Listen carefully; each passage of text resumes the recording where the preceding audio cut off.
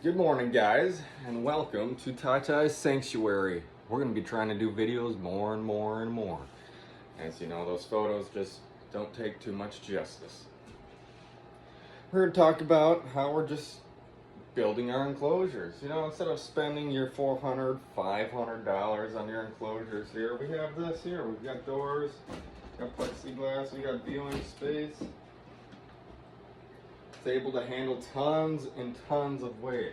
I mean, you know, wood is just as strong.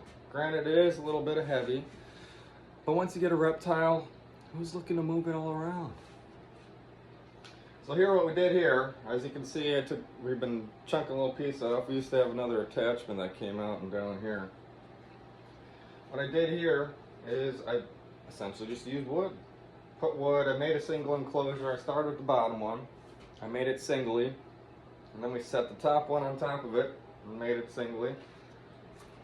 Depending on the type of reptile that you have inside of your enclosure, you're going to have to think about weight. So here, instead of just using one piece of wood, you know, I got 1, 2, with a support beam sitting on top of both of them. I got 1, 2, with a support beam sitting on both of them, going this way and this way. A lot of people don't really like that wood texture, you know. So what I took here is I took some drywall mud and I lathered all the wood all the way around. Just lathered her up, lathered her up. Let that dry off, and then we sanded it down nice. And then I took automotive paint. What I really like to use is that Rust-Oleum paint, because you know, when you put stuff together, you've got screws or metal, or you know, there might be some toxins in the wood no matter how dry it is. So I use that Rust-Oleum paint, seals that wood in. You know, any type of automotive paint. I keep saying Rust-Oleum because I love the stuff. I've never seen anything bleed through using Rust-Oleum. Then along with that, we put Drylok over the top of that paint.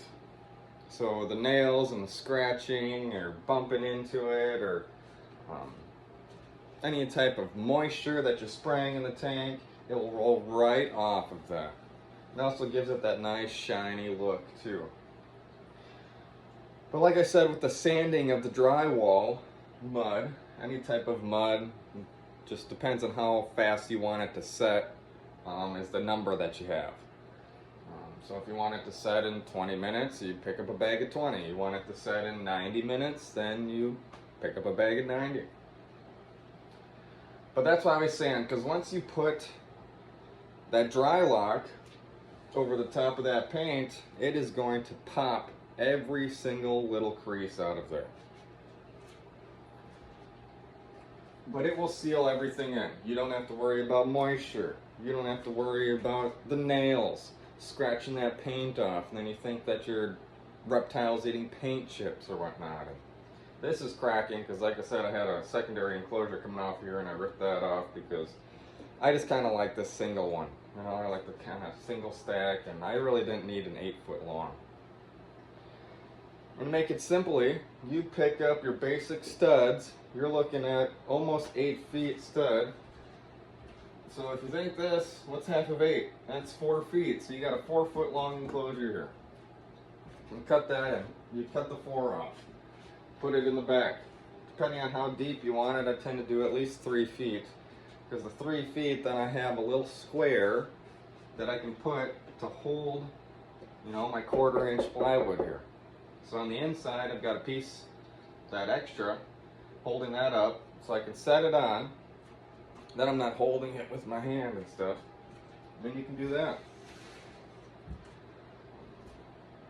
Also with drywall mud, you can make rocks. You can essentially use it as, like, in school you made pottery and stuff. You can make bowls and anything out of it, which I kind of did down here, which most of them are broken off now because I keep smacking my head on it. I had little stalactites coming off of here. And to keep the rigidity of it, again, I put paint on it and then I Drylocked it, and that's going to hold it. When that Drylock goes on there, it's going to turn into what's supposed to be a rock. You know, drywall mud is rock. That's a slang term for it, is rock. But that will encase it. I mean, this stuff ain't going nowhere. No matter how much I spray it, no matter how much a reptile digs on it. And then here, people are asking me about this. How did I do that? I mean, it doesn't look like you can just take it off. Well, here we go. Here's another piece of wood and another piece of wood. And all I did was took my circular saw and I maybe, about an inch on both sides. I just ran my circular saw directly in the center on the side of that 2x4. So not on the fat side, not on the skinny side. I just ran it down in there. And the reason why I use plexiglass is your plexiglass, you can pull in and out. You can bend it, you can squeeze it out of there, and you can just pop it out. Easy cleaning, easy installation. And the reason why I use that circular saw blade is it leaves a nice fat gap. If you use a small gap, once you get dirt in there, you're not going to be able to open those doors. So you leave it a little bit of a fat gap in there. I got to think of other things, but so far I think I covered all of it. Do not use OSB. OSB is a very soft. It is not really meant for any type of weight to go on it. So after you build it, as you can see here and here, that's I guess that's not a 1/4 inch, that's a 1/2 inch. This is a 1/2 inch here. And the reason why I put the lip here is to get up here, you can also use this as stepping stones. Oop, you saw my nasty feet. You can use it to stand on. I mean, if it's able to handle the weight of all your reptiles, you can use it as a ladder. That's what I kind of had here. I had a piece here, a piece here, a piece here, and then I could climb all the way up top here to grab my supplies and stuff. And that's our enclosures. Every single enclosure that I build is like this. They are portable.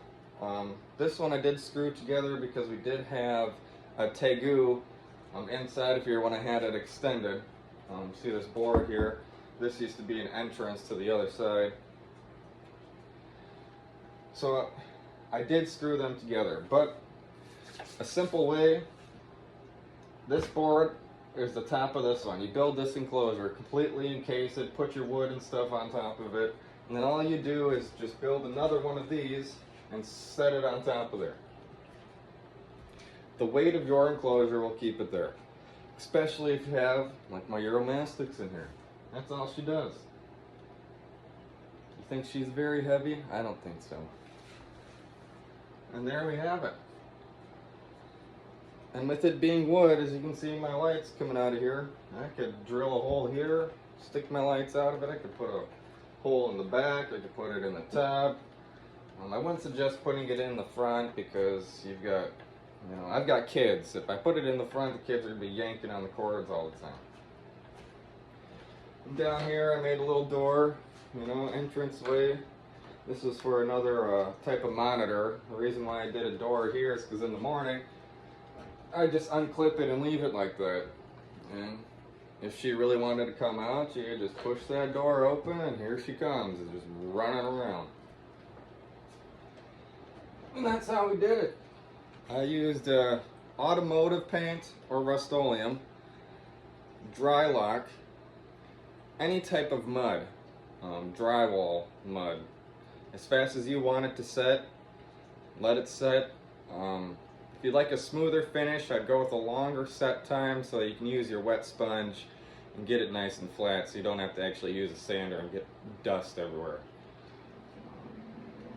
The Rust-Oleum paint is to cover up those screws. Yeah, screws are probably going to take almost 10 to 20 years to rust, but if this was a humid enclosure, I mean, everything's going to be coated in humidity 24/7. If we're at like 70% and above, everything's going to have humidity on it. So you want to get that nice and covered up. Automotive paint, Rust-Oleum. Then to prolong the life of the paint so your reptiles aren't eating it and aren't scratching it off, and so the moisture isn't like getting into your tiny little cracks so you just happen not to paint thick enough, you Drylok that. You get a nice Drylok over the top of it. Another thing that I love about the Drylok is I've got it down here.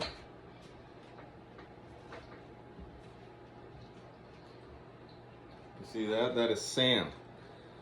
So I put a coat of Drylok underneath here, and then I sprinkled sand all over it. I let it dry, and I put another coat of Drylok on there. I sprinkled some more sand. I mean, that is not going, it's a little dirty, but that's not going anywhere. Nice and textury. Looks like your enclosure. Doesn't have that black color or whatever color you use for paint. And it will stay there forever. I really like this for my reptiles that have loss of toes. When they come here, you know, they don't have toes. They can't use their nails to climb. Using a sandy texture is almost like a walking ramp for them. They don't have to slip and slide on anything. Even those in-store reptile hide things, that's very slippery, especially if it's a moist place. You put a little bit of sand texture on there, you put some Drylok, you add some more sand, you put some Drylok. This will not go anywhere, ever. And it is cool looking. You can use whatever color you want. See, I got still some pebbles stuck in there. You can do whatever you like with that. The Drylok is unbelievable. I just love it. I use it for everything. I guess my last thing is people ask about how I fill the cracks. Well, the cracks can be filled by plenty of different things. The only thing that you don't want to do is use something extremely toxic and not covered in paint, not covered in Drylok, not covered in some pet-safe material.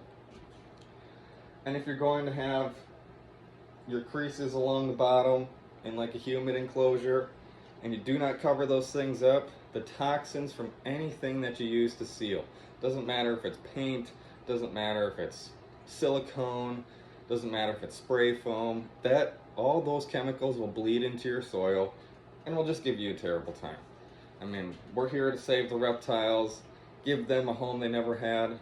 We do not want to see that happen. So we'll go through one last time before we finish this up here. We got wood. We got screws. We have drywall mud.